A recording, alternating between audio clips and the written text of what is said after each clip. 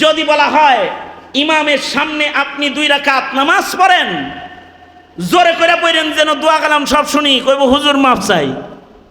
এই কারণে ইমাম সাহেব ছুটিতে গেলে ইমামতি করার মুসল্লি নাই, সংখ্যা কম, ইল্লা মাশাআল্লাহ। আর যদি ফজর হয় ওইটা, কারণ ফজরের সাথে হইলো কোরআনের সাথে বেশি সম্পর্ক, মূর্খ লোকেরা ফজর পড়াইবার সাহস পায় না। এমনকি ফজরের লম্বা কেরাত যার কোরআনের সাথে সম্পর্ক নাই সে করতে পারবে না, কারণ ফজরের তিলাওয়াতটা লম্বা, কোরআনের সাথে ফজরের সাথে আলাদা সম্পর্ক। আল্লাহ তাআলা আলাদা করে করে ফজরে কোরআন পড়ার ইঙ্গিত দান করেছেন।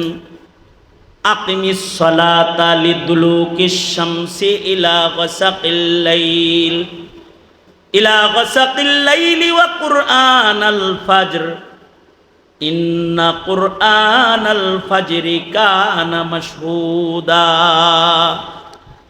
লম্বা করে কোরআন শরীফ পড়বা ফজরে, কারণ ফজরের কোরআন এইটা সাক্ষী, যারা পড়ে তাদের জন্য তিলাওয়াতের সাক্ষী, আর যারা ফজরে দাঁড়িয়ে কোরআন শুনে মজা পায় তাদের জন্য কোরআন শোনার সাক্ষী। কারণ যারা কোরআন শুনবে তারাও 10টা করে নেকি পাবে, এবং যারা কোরআন শুনবে তাদেরও ঈমান বেড়ে যাবে। আল্লাহু আকবার জোরে করে বলেন, ঈমান বেড়ে যাবে কোরআন শুনলে। এ কারণে ওয়াজ শুনলে পরে ঈমান বেড়ে যায়। ওয়াজ শোনার পরে নিরিবিলি বসে আল্লাহর কাছে তওবা করে ফেলায়, কারণ কোরআন শুনলে ঈমান বেড়ে যায়। কোরআন শুনলে তো কুফরও ঝরে যায়। শরীয়তে ইসলামে আরেকটা উসমান আছে, এর সম্পর্ক কোরআনের সাথে। আল্লাহর রাসূল একদিন বসে রইছেন, আর এই উসমান ইবনে মাজউন নামক উসমান তখনও মুসলমান হয় নাই, তিনিও বসে আছে। এমন সময় কোরআন শরীফের একটা আয়াত নাজিল হলো, অনেক দামি আয়াত নাজিল হলো। প্রতি শুক্রবারে আয়াতটা আপনাদেরকে সূরা নাহলের 90 নম্বর আয়াত আপনাদেরকে শোনানো হয়। এইটা নাজিল হইল, উসমান ইবনে মাজউন সামনে বসা। উনি বললেন, আল্লাহর নবী, আপনার দেহের ভাব দেখে মনে হইতেছে কোরআনের আয়াত নাজিল হইছে। কি নাজিল হইছে আমি আগে শুনবো। আল্লাহর রাসূল পড়ে শোনায়া দিলেন। কোরআন শুনলেও এত লাভ হয়। শোনার সাথে সাথে উসমান ইবনে মাজউন বলে, এইটা মানুষের কথা হইতে পারে না, আমি কালেমা পড়ে মুসলমান হয়ে গেলাম। সাথে সাথে মুসলমান হয়ে গেছে। এ কারণে আল্লাহর রাসূলের উপরেও নির্দেশ, উতলু মা উহিয়া ইলাইকা মিনাল কিতাব। বন্ধু, আপনি আপনার উপরে অবতীর্ণ কোরআন এটা আপনি তেলাওয়াত করেন। আর একটা কাম হলো আকিমিস সালাহ, নামাজ কায়েম করেন। নামাজ কায়েম করলে লাভ কি? বর্তমান সময়ের লস কি? বর্তমান সময়ে খুন বেশি, জেনা বেশি, লুটপাট বেশি, মদখোর বেশি, ঘুষখোর বেশি, পাপাচার করনেওয়ালা বেশি, দাইয়ুস বেশি, বেপর্দা বেশি, গিবত করনেওয়ালা বেশি, চগুলখুরি করনেওয়ালা বেশি, নাস্তিক বেশি, মুরতাদ বেশি, মুসলমানের বেশে বেঈমান আজি ঘোরাফেরা করে। শুধু বেঈমান ঘুরে না, খ্রিস্টানও ঘুরে। ওই যে দায়ী আছে আপনাদের এখানে আজকে হাজির, মুফতি জুবায়ের তার প্রতিনিধি, তো তাকে জিজ্ঞেস করলাম, তোমার সবচেয়ে ভাই আপনি কোন এলাকায় বেশি কাজ করেন? কয় হালুয়াঘাটের ওইদিকে বেশি করতেছি। কারণ কি? কয় ওখানে মুসলিম বেশে খ্রিস্টান আছে। মুসলিম বেশে কি আছে? খ্রিস্টান আছে। সুতরাং এখন তো মুসলিম বেশে খ্রিস্টান আছে, মুসলিম বেশে হাসিনা হিন্দুত্ববাদ কায়েম করে গেছে কোরআন আর নামাজের দোহাই দিয়ে। ডেলি 5 পারা কোরআন শরীফ পড়তো, আর ডেলি 70 রাকাত নামাজ পড়তো। মুসলমানের দোহাই দিয়ে হিন্দুত্ববাদ প্রতিষ্ঠা করে গেছে। কোরআন তেলাওয়াত যদি সমাজে জারি থাকে তাহলে মুসলমানের ঈমান নষ্ট হবে না, 1 নাম্বার। দ্বিতীয় নাম্বার, কোরআন তেলাওয়াত জারি থাকলে মুসলমান ভ্রান্ত হবে না। হাকিম মোহাম্মদ থানভী বলেছেন, যারা শুদ্ধ করে কোরআন শরীফ পড়া জানবে ওরা কখনো বেদাতি হবে না। এ কারণে সমাজে যত বেদাতি পাইবেন একটারেও কোরআন পড়া ভালো পাবেন না, একটারেও পাইবেন না ভালো। এই কোরআন শরীফ পড়তে পারে না। আর কোরআনের আওয়াজ যদি কাফেরের কানে যায় তো কাফেরও মুসলমান হবে। উসমান ইবনে মাজউন বলে আমি কালেমা পড়ব। শুধু তাই না, কোরআন শুনে আকসাম সাইফি এসে বলে কুনু রুআসা ওয়ালা তাকুনু আযনাবা, তাড়াতাড়ি যে কোরআন ধর আর কালেমা পড়ে মুসলমান হয়। এই কারণে কোরআন শোনাইলেও লাভ, এ কারণেই ওয়াজ দরকার, এ কারণে তিলাওয়াতের প্রোগ্রাম দরকার, কোরআনের লম্বা লম্বা তিলাওয়াত দরকার। কি দরকার আছে না নাই জোরে বলেন। অনেকে বলে না বুঝা কোরআন পড়লে লাভ কি? না বুঝা পড়লেও লাভ আছে, বেকুব তুমি মাসালা জানো না। আর নামাজ না পড়লে মুসলমানের ছেলেরা বেঈমান হয়, কারণ ইচ্ছাকৃত নামাজ না পড়নেওয়ালা তার ঈমান নষ্ট হয়ে যায়। আহমদ বিন হাম্বল তো বলেছেন মুরতাদ হয়ে যায় সে, সাথে সাথে মুরতাদ। ইচ্ছা করতেও যারা নামাজ পড়ে না, পড়লে লাভ কি? পড়লে লাভ হলো সকল প্রকারের ফাহেশা ও মুনকার কর্মকাণ্ড থেকে তার নামাজ তাকে বাঁচায় রাখবে। আল্লাহু আকবার বলেন। নামাজ বাঁচায় রাখবে। মনে মনে ভাবতে পারেন হুজুর আমি তো নামাজ পড়ি, তারপরেও কেন গুনাহ করি? তার নামাজ তাকে গুনাহ থেকে বাঁচাবে না যার নামাজ ইকামত হবে না, ইকামতে সালাত যার হবে না। ইকামতে সালাত কেমনে হয়? একামতে সালাত করতে হলে শুদ্ধ নামাজ পড়তে হয়। একামতে সালাত করতে হলে শুদ্ধ কোরআন শুদ্ধ দোয়া পড়তে হয়। একামতে সালাত করতে হলে হুবহু নবীর তরিকায় রুকু সেজদা করতে হয়। হার সুন্নতের হিফাজত করতে হয়। একামতে সালাত করতে হলে উক্ত মতো নামাজ পড়তে হয়। একামতে সালাত করতে হলে যায় সুজুদ মসজিদে যায় নামাজ পড়তে হয়। একামতে সালাত করতে হলে নিজে পড়তে হয়, আবার অপরকে নামাজে ডাকতে হয় এবং অপরকেও নামাজ পড়াইতে হয়। এই সব মিলে হলো একামতে সালাত। এক নাম্বার বলছি কি সিহাত, সুন্নতের মাসায়েলের সব দিকের মাসলা ছাড়া যদি নামাজ পড়ে নামাজ হবে? মাসায়েল না যায় না, মাসায়েল না যায় না নামাজ পড়লে তো উল্টাপাল্টা হইব। মিয়া কি করলে নামাজ ভাঙ্গে এটা জানে না তো নামাজ ভেঙ্গে ফেলবে।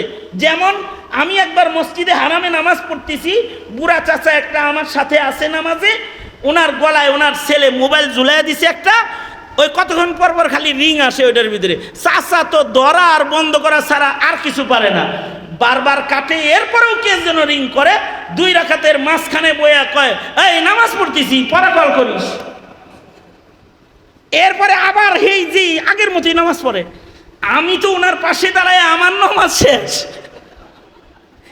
আমি নামাজ পড়বো না হাসবো। নামাজের পরে বললাম চাচা এই যে মোবাইলে কথা কইলেন, এরপর এমনি সালাম ফিরাইলেন, ওইলো কিছু কে হইব না, কে আল্লাহর ঘরে আইছি। মাসাইল ছাড়া নামাজ পড়লে নামাজ হয় না, সুন্নত তরিকায় নামাজ না পড়লে নামাজ হয় না, উক্ত মতো নামাজ না পড়লে নামাজ হয় না। কখনো কখনো উক্ত ছুইটা গেলে নামাজ ছুইটা যায়, ওই নামাজ আর ওই জায়গায় নেওয়াই যায় না ওক্ত ছুইটা গেলে। যেমন ফজরের সময় ফজরের নামাজ, জোহরের সময় জোহরের নামাজ, এমন কি সুন্নতের সময় সুন্নত নামাজ। যেমন মনে করেন সুন্নতে মুআক্কাদা যেগুলো আছে, সুন্নতে মুআক্কাদা, ফজরের আগের সুন্নত সুন্নতে মুআক্কাদা, জোহরের আগের সুন্নত সুন্নতে মুআক্কাদা। এই কারণেই যদি সুন্নতে মুআক্কাদা জোহরেরটা কারোর ছুইটা যায়, তাইলে জামাতে নামাজ পড়া আগে 4 রাকাত পড়তে হয়, তারপরে 2 রাকাত পড়তে হয়। আর ফজরের সুন্নত যদি কারোর ছুইটা যায়, এটা সুন্নতে মুআক্কাদা, এটা পড়ার ব্যাপারে গুরুত্ব দিয়ে আল্লাহর রাসূল কোন আয়াতে বলেছেন এটা সুন্নত না, এটা ওয়াজিব। এত গুরুত্ব দিয়া ফজরের আগের সুন্নত পড়ে। এ কারণে মাসআলা হলো ফজরে ইমাম, ফরজ নামাজে ইমাম ইমামতিতে দাঁড়ায় যদি গেল, এমন সময় কেউ যদি মসজিদে গেল তো তার সুন্নত ওয়াক্ত শেষ হয়ে গেল। মানে ইমাম নামাজ শুরু করেছে এমন সময় আর সুন্নত পড়ার ওয়াক্ত নাই। এ কারণেই জোহরের আগের সুন্নত পরে পড়লে সুন্নত হয় না, নফল হয়। কি হয়? নফল হয়। সুন্নত তো ফরজের আগেই আদায় করতে হবে। তবে একটা সুন্নত আছে যেটা নামাজ চলাকালীন অবস্থায়ও পড়া যায়, সেটা হলো ফজরের আগের সুন্নত। এটা ফরজ নামাজ ইমাম কেরাত পড়া অবস্থায়ও পড়া যায়। তবে ইমাম সাহেবের খাসলত যদি এমন হয় যে লম্বা কেরাত পড়ে, আর মুসল্লির যদি ইয়াকিন হয় যে দ্বিতীয় রাকাতটা আমি পাবো, তার আগে কোরআন পড়তে পড়তে আমার সুন্নত পড়া হয়ে যাবে, তাইলে সুন্নত পড়বে।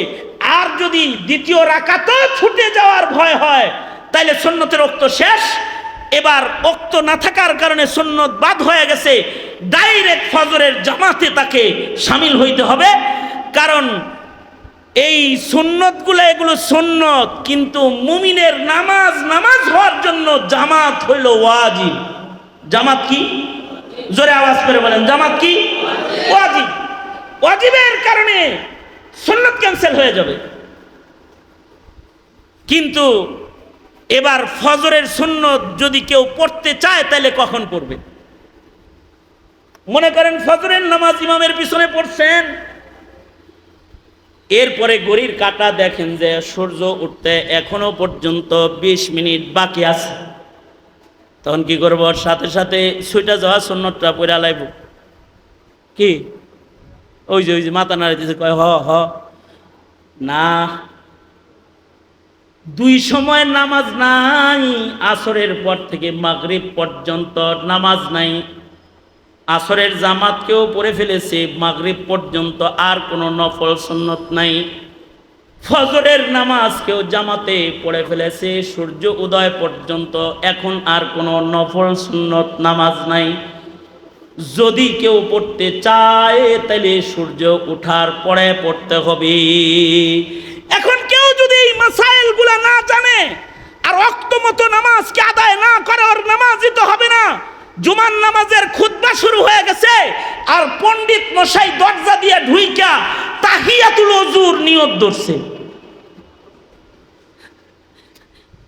অথচ ইদা খারাজাল ইমাম, ইমাম যখন বের হয়ে যাবে কামরাত থেকে এবং মিম্বরে দাঁড়িয়ে যাবে, তো লা সালাতা ওয়ালা কালাম, আর কোনো নামাজও পড়া যাবে না, আর কোনো কথাও বলা যাবে না, ইমামের খুতবা শুনতে হবে। এটাই ফিকহি মাসআলা, ওয়াজিব। অথবা মনে করেন ওই যে জানে যে ফজরের নামাজ পড়ন যায়, সুন্নত আদায় করা যায় ইমাম যখন পড়ে তখনও। এখন কেউ যদি মনে করেন একদিকে নামাজ ফজর চলতেছে ফরজ, আর 2 ফরজ আদায়কারীর মাঝখানে দাঁড়ায় হে দুয়ায় মনে করেন যে এই সুন্নতে মুআক্কাদা পড়তেছে, আছে না এরকম কিছু লোক? আছে ফজরের সুন্নত পড়ে হইলো ফরজ নামাজ আদায়কারীর মাঝখানে দাঁড়ায়, আছে না নাই? মাঝখানে দাঁড়ায় পড়ে না? মিয়া মানুষ পড়ে ফরজ আর তুমি এনে পড়ো সুন্নত। হ্যাঁ পড়তে পারবা, ইনদা বাবিল মসজিদ, অথবা বারান্দায় যায় পড়ো, অথবা দরজায় দাঁড়ায় পড়ো। এই কাতারের ভেতরে নামাজ পড়লে তোর নামাজই হইব না। তুমি কি তাহলে ফরজের সাথে সুন্নত দিয়া মশকরা করতেছ? এই যে মাসাইল, এই সকল মাসআলা জেনে কেউ যদি তাকবীরে উলার সাথে নামাজ আদায় করে, জামাতে হাজির হয়, তাহলে তার নামাজটা তাকে গুনাহ থেকে বাঁচানোর নামাজে রূপান্তরিত হবে। জোরে বলেন সুবহানাল্লাহ। যদি নামাজ পড়ার পরেও গুনাহ না ছাড়ে, তাহলে বুঝবে যে ইকামতে সালাতের কোনো জায়গায় ত্রুটি রয়েছে। কিছু মানুষ আছে ইকামতে সালাতের কাজে অংশগ্রহণ করে না, নিজে ইবাদত করে কিন্তু নামাজকে জমিনে কায়েম করার জিম্মাদারি নেয় না রাষ্ট্রীয়ভাবে। যেমন ইসলামিক রাষ্ট্র যদি হয়ে যায় দেশটা, তাহলে তো সবাই নামাজ পড়তে হবে। যদি নামাজ না পড়ে তাহলে ইমামে আজম আবু হানিফা বলছেন জেলে ঢুকাই থবে, আহমদ বিন হাম্বল বলছে গলা কাটে ফেলবে। যদি শরিয়া আদালত কায়েম হয় তাহলে নামাজ কায়েম হয়ে যাবে। কিছু আছে এরা এই ভেজালটা নিতে রাজি না বিধায়ী নাস্তিকের রাজনীতি করে আর মুরতাদদের রাজনীতি করে। কিছু আছে এই মার্কা, ওরা হলো একামতে সালাতের বিরুদ্ধাচারণকারী।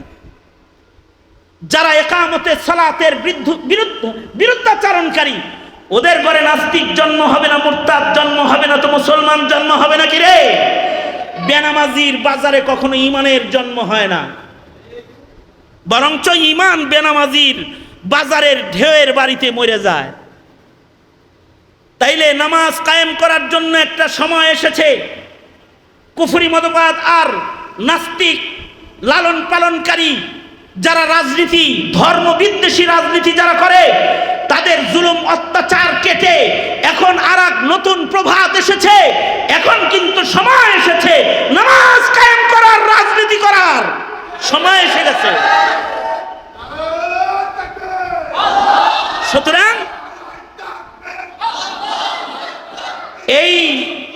সুতরাং এই একামতে সালাতের কর্মসূচিকে বাস্তবায়ন করার জন্য উলামায়ে কেরামের সাথে রাষ্ট্রীয়ভাবে নামাজের বিধান মুসলমানের মাটিতে প্রতিষ্ঠা করার আন্দোলনে অংশগ্রহণ করতে রাজি আছেন তো? ইনশাআল্লাহ রাজি আছেন তো?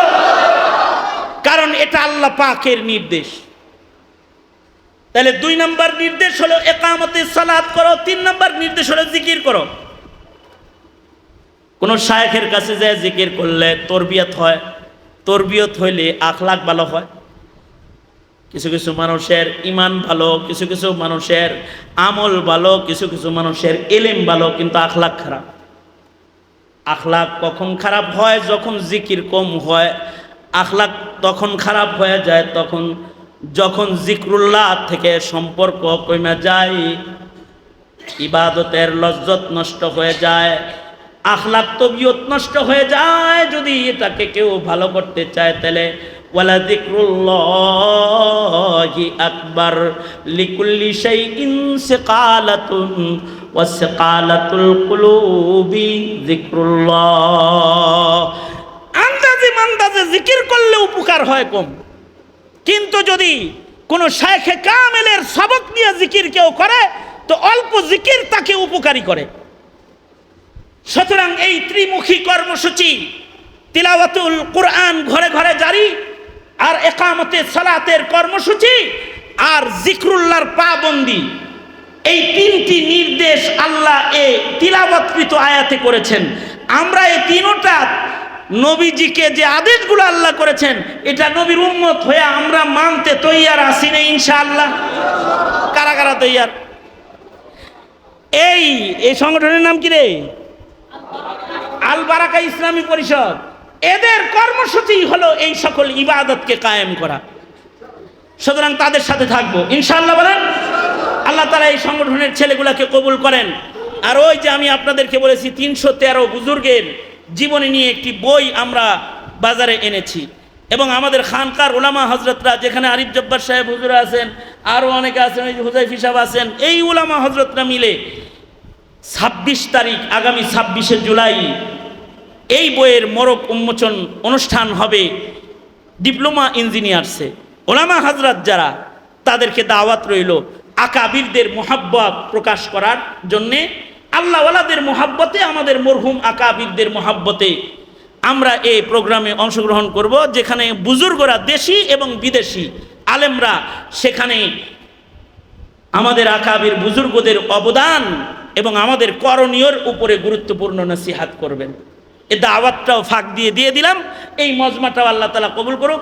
এই সংগঠনের অনেক সদস্যরাই আমাদের খানকার সাথে জড়িত, এখানে তারা ওই প্রোগ্রামে অংশগ্রহণ করতে এখান থেকে গাড়ি নিয়ে যাবে।